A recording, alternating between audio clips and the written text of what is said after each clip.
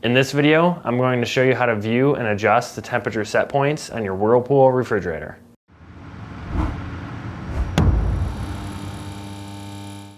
Before we start, please note that adjusting the set point to a colder temperature will not cool the fridge any faster. The factory recommended set points for the fridge is 37 degrees and for the freezer 0 degrees Fahrenheit.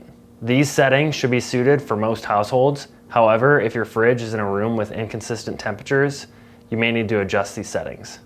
To view the set points, press and hold the temp button on the display for 3 seconds. After temperature mode has been activated, press the temp button again to toggle between the freezer and the fridge. The display will show the temp set for each. If you want to adjust the temperature, press the lock button to raise the temp or press the options button to lower the temp.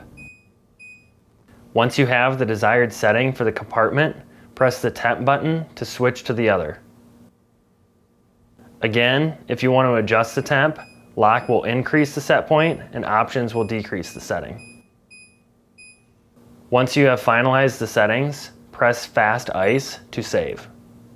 If you enter temperature mode and don't want to save any changes, you can press ice water or let the fridge idle for 60 seconds to automatically exit temperature mode.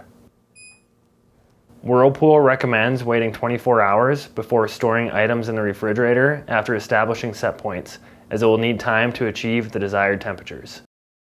And that's it for this video. If you learned something new, hit that like button. And if you want to see more videos like this and these, please consider subscribing.